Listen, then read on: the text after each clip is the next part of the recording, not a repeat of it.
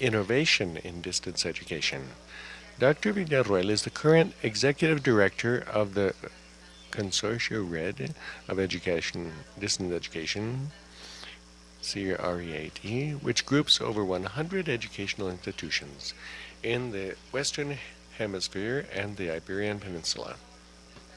He's also professor of education in Nova University. He was one of the founders and academic vice rector of the National Open University of Venezuela. He's studied his undergraduate degree in sociology in Florida University in the United States and the master's and doctorate in sociology as well in the Michigan State University. Welcome, Dr. Villaroel.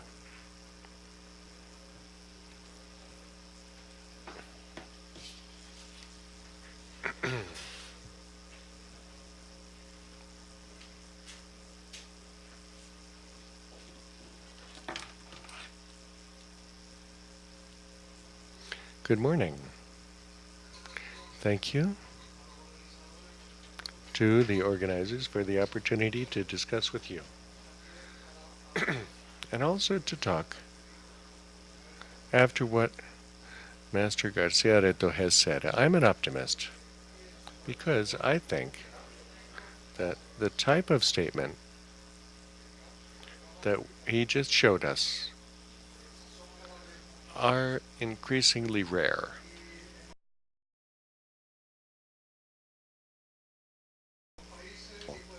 For that sort of statement to be made, because it would truly get into, it would sound absurd. Distance education is growing, and it's by no means a cure-all. It can be as good or as bad as on-campus education. As Lorenzo was saying, that educational design, pedagogical design, is fundamental. And a good pedagogical design and good preservation of quality can make this education as good, or in some cases, better than face-to-face education because, among other things, it has many more instruments at its disposal. In my presentation, I'm going to,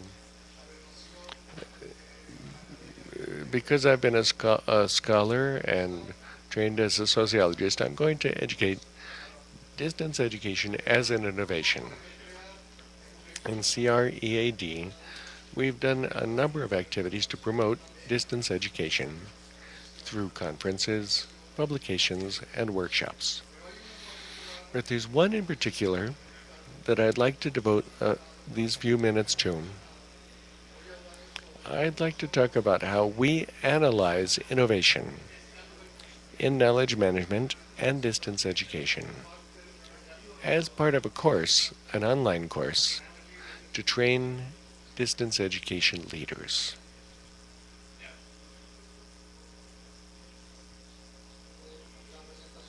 My presentation, once again, in these 20 minutes that I was given, I'm going to talk about the leadership course, then the body of the talk, parts 2 and 3, we're going to talk about the innovation concept in general terms and what we have learned from concrete studies analyzing distance education as an innovation.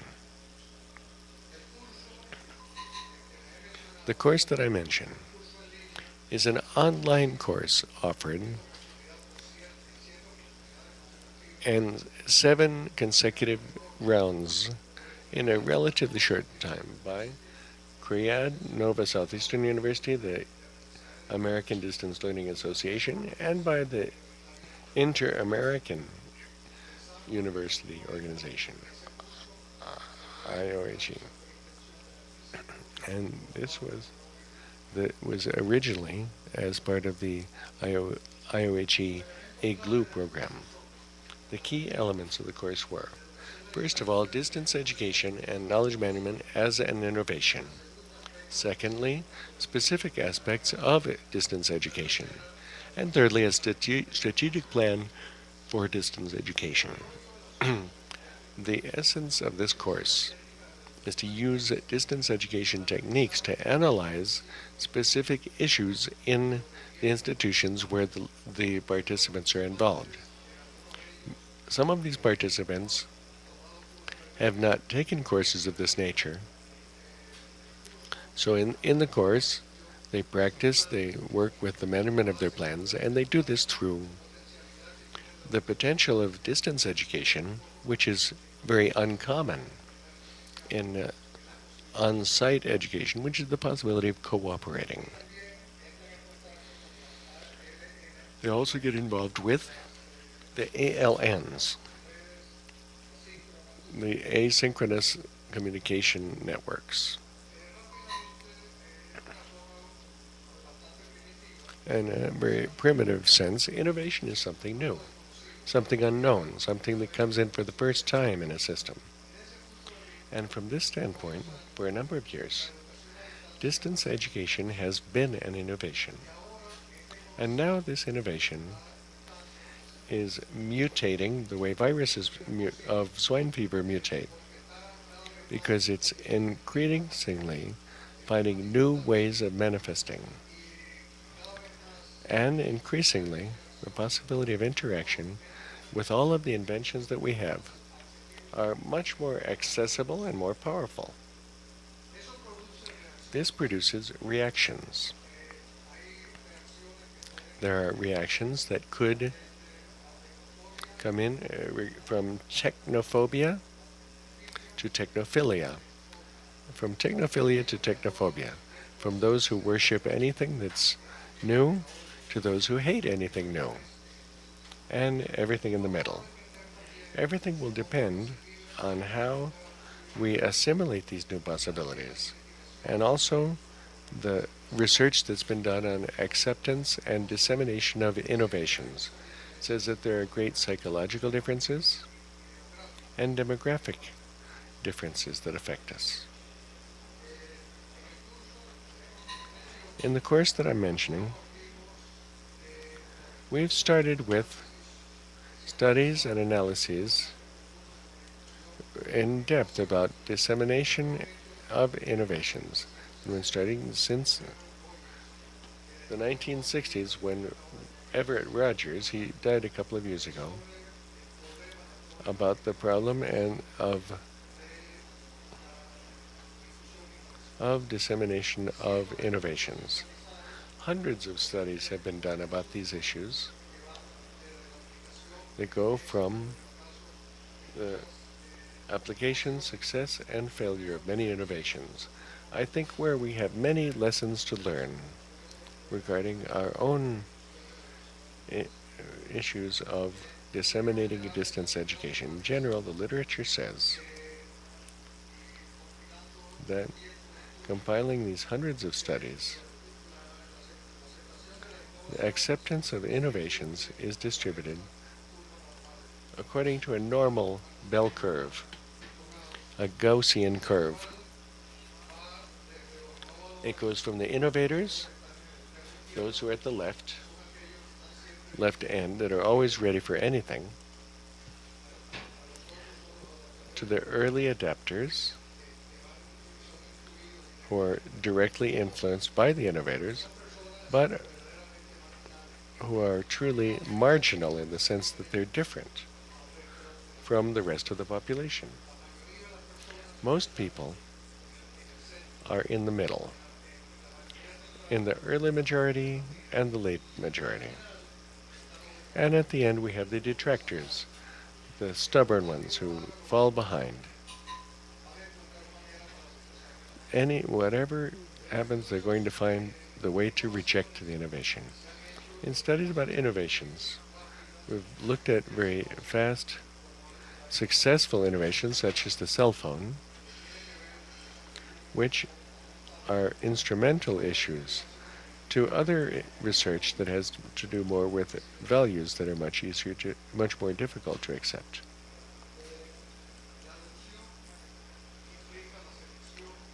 Adoption entails acceptance, passing selection, or it can be firm and permanent. Dissemination is when the information is spread, and integration is when we incorporate it into what we do.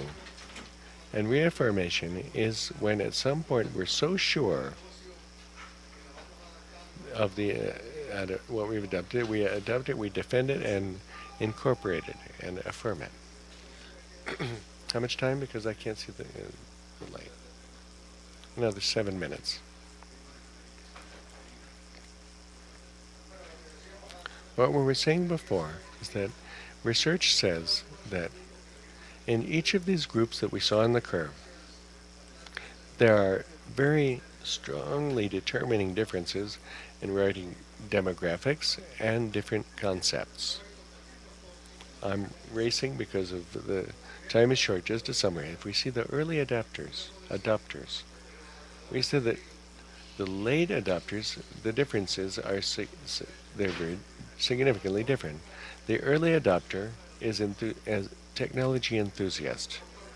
The late adopter sees this as something mysterious that they're afraid of, and that's why it makes the adaptation different. Leaders in distance education have to take into account that not everybody feels comfortable with technology. And programs should take this characteristic into account to overcome this negative effect. Early adopters want a deep, reaching revolutionary change. That's why they're the standard bearers. And others want things to happen gradually and slowly. The early adopter takes risks. Sometimes they take the risk of buying things that they might not use. And also they run the risk of looking silly. The late adopter wants to be much surer that things are going to work. So the early adopter, in the horizontal communication, we say this is communication with peers, with friends, with colleagues. But the late adopter wants to have a vertical communication from the authority or boss. Quickly, the recommendations. What do we recommend for the technology and knowledge management would be applied and done in a much more fluent way and more successfully to take into account the needs of the participants. There should be constant vertical support from the leadership so that we can avoid technophobia. This happens to all of us, and even those who are more familiarized with technology. To have a clearer definition of the purposes of the programs to reduce the risk of failure in terms of making short programs where there's not much of a chance of failure, and regular reiteration of the institutional purpose. This is very important. We've seen this in the UTPL here in Loja, and where the authorities are totally supporting and encouraging, and so that they can solve the problems that will undeniably arise. Other recommendations are to propose to celebrate the early successes. There will be failures and there will be successes. You have to encourage and give prizes to those who do well.